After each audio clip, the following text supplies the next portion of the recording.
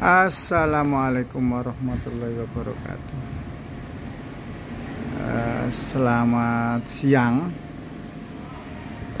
Selamat siang teman-teman.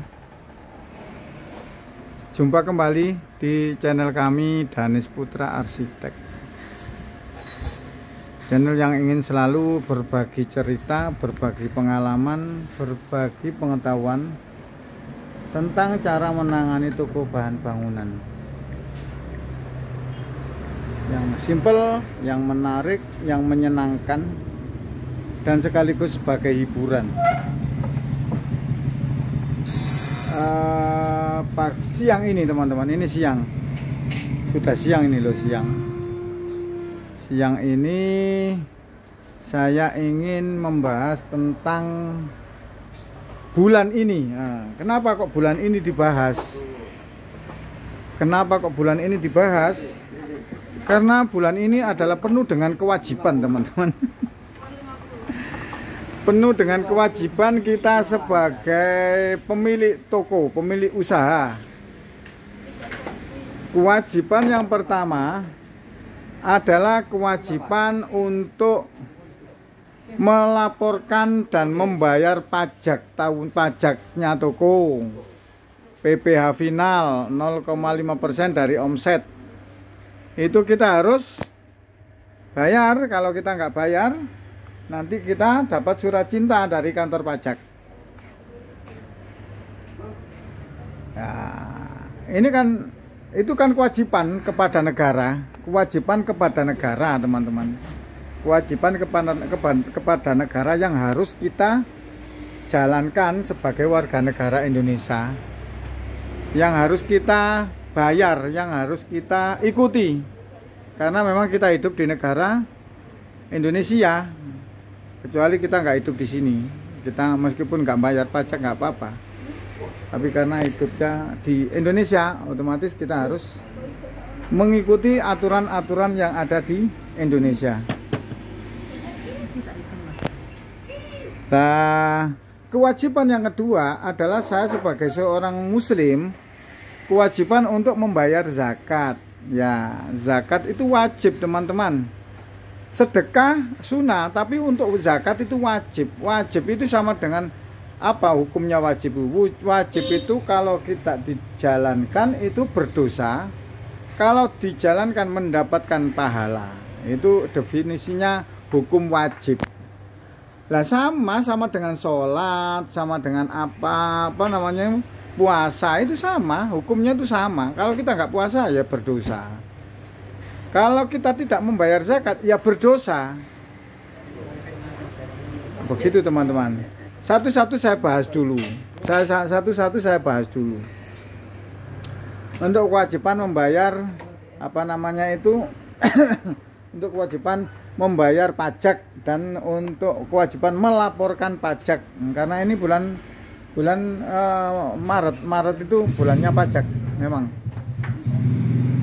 Jadi ya pajak itu kalau kita bayarnya itu tiap bulan atau setiap tahun kita bayar, itu nggak terlalu berat teman-teman, asalkan rutin kita bayar dan kita laporkan, nggak terlalu berat. Nah, kalau memang kita sampai menunda, akhirnya biasanya itu makin lama makin berat. Belum nanti kena denda, belum nanti disurati. Karena kewajiban yang kita tidak tunaikan, kewajiban yang kita tunda, teman-teman. Kalau kita tunda makin lama makin numpuk, makin numpuk. Padahal seandainya kita mau melaporkan pajak itu setiap tahun, itu juga nggak berat kok, asalkan ya itu tadi, asalkan dijalani dengan tidak terbebani. Terus kewajiban itu kalau kita tunda, itu nanti beban itu sepanjang tahun itu. Saya itu kalau dulu waktu laporan itu jarang, terus dapat surat dari kantor pajak, itu kalau lewat kantor pajak itu deg gitu, apalagi di rumah ada panggilan surat cinta dari kantor pajak itu biasanya itu apa ya teman-teman, ya stres lah teman-teman, saya mengatakan stres. Nah, maka dari itu ya kita ikuti saja, kita turuti saja kewajiban. Kita datangi saja kantor pajak, kita laporkan kemampuan kita membayar segini. Setelah itu kita ikuti caranya. Kalau nggak bisa kita minta bantu. Ya seperti itu. Saya memang seperti itu. Saya memang nggak pinter-pinter amat. Akhirnya ya saya ya mengikuti saja apa kata pegawai pajaknya, AR-nya itu. Saya ikuti saja. Memang nggak pinter ya Mas, saya nggak pinter karena laporan pajak itu sama dengan sholat Id. Kadang-kadang kita lupa karena setahun sekali. Ya makanya itu biasanya kalau sholat Id itu imamnya kan bilang nanti sholat Idul Fitri takbir yang pertama berapa kali, takbir yang kedua berapa kali, Idul Adha juga seperti itu ya. Doanya biasanya seperti itu teman-teman. Di sela-sela takbir ada membaca subhanallah, alhamdulillah, wala ilaha illallah, wallahu akbar, seperti itu. Nah, kita sebagai umat muslim ya kita ikuti saja, nggak usah stres, nggak usah, asalkan kita ikuti, asalkan kita bayar, asalkan kita laporkan, ya nyaman-nyaman saja teman-teman. Dibikin nyaman saja, dibikin nyaman, jangan dibikin susah, jangan dibikin stres. Terus yang kedua lagi yang saya bahas lagi adalah kewajiban untuk membayar zakat. Kadang-kadang kita bagaimana Pak cara menghitungnya zakat? Zakat itu yang wajib kita hitung, yang wajib kita zakati. Itu barang-barang yang tidak kita gunakan, teman-teman. Kalau memang barang dagangan ya barang dagangan. Berapa dagangan kita? Seandainya 1.250.000 atau 1,5 miliar, tapi utang kita 500 juta, ya kita potong saja. Dari 1,5 miliar itu kita potong utangnya 500 juta.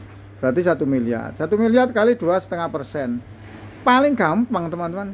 1 miliar kali 2,5% berarti berapa? 25 juta. Ya sudah, kita bayar 25 juta. Dan jangan gini teman-teman. Kalau kita tidak membayar zakat itu sama dengan kita diutang loh teman-teman. Ya wes berdosa terus diutang.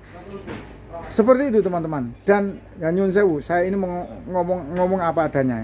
Kalau kita tidak membayar zakat itu biasanya rasanya hidup itu nggak berkah gitu loh teman-teman. Makanya berusaha semaksimal mungkin. Kalau memang sedekah sih nggak masalah, sunnah itu sunnah. Sedekah atau mengasih apa itu sunnah. Wajibnya dulu, yang wajib dulu. Kalau bisa ya sedekah, ya zakat, itu yang penting. Terus cara membayar zakatnya bagaimana Pak? Karena saya punya karyawan gini THR. Ya, dari 25 juta kalau saya ini sudah saya tanyakan kepada Pak Ustadz, saya tanyakan kepada Pak Kiai. 25 juta itu saya itu termasuk untuk THR karyawan. Karyawan kan mustahik juga. Ya kita kalau memang kita punya saudara yang termasuk dalam penerima zakat atau mustahik, ya nggak masalah, saudara kita yang kita kasih atau tetangga kita atau siapa, yang penting orang itu berhak untuk menerima zakat. Ya seperti itu teman-teman. Nah ini saya mengatakan itu ya, makanya makanya saya mengatakan ini bulan ini bulan kewajiban ya, seperti itu. Jangan hanya dibahas, jangan hanya diomong, karena masalah atau kewajiban itu tidak untuk dibahas, hanya dibahas untuk ditunaikan, untuk dikerjakan. Kalau hanya dibahas ini bagaimana bagi rata saja. Nah, seperti itu teman-teman. Ini bagaimana caranya? Ya kalau memang kurang paham, banyak ustadz, banyak kiai yang perlu ditanyakan di situ, atau nanti ke lembaga amil zakat. Jadi kita tidak hanya bertanya, setelah itu kita tidak tunaikan. Ya yakinlah apa yang kita keluarkan itu memang haknya fakir miskin. Yakinlah apa yang kita keluarkan itu memang untuk pembersihan harta-harta kita. Percaya atau tidak, kalau kita tidak tunaikan zakat itu nantinya oleh Allah nanti diambil paksa. Entah apa caranya kita juga nggak tahu. Entah ketipu orang, entah anak kita sakit atau kita sendiri sakit. Jangan sampai hal seperti itu. Jadi zakat itu nanti itu kalau sudah diambil paksa seperti itu tidak menghilangkan kewajiban kita, teman-teman. Kita masih tetap kewajiban untuk membayar zakat itu. Nah, daripada diambil paksa oleh yang memiliki, oleh yang punya, lebih baik kita serahkan dengan ikhlas. Kita serahkan sama dengan kita menyerahkan barang dengan ikhlas itu kan lego itu apa ya bahasa Jawa ya? Nyaman gitu loh teman-teman, daripada diambil atau dicuri. Ada orang minta kita kasih, tapi ada lagi orang sama-sama kita mengasih tapi dipaksa. Nah, kan nggak nyaman seperti itu teman-teman. Demikian sekedar pencerahan, semoga bermanfaat. Ini toko saya teman-teman. Sudah tahu Pak Jamardi, sudah sering ya. Ya sudah. Ini toko saya seperti ini, masih tetap seperti ini. Cuman ada tambahan sekarang usaha kecil-kecilan, yaitu yang ada di channel lain itu. Saya membuat rumah untuk solusi bagi teman-teman atau saudara-saudara kita yang ingin memiliki rumah murah, rumah yang layak huni tapi murah. Itu ada di channel lain. Demikian, semoga bermanfaat. Saya akhiri. Assalamualaikum warahmatullahi wabarakatuh.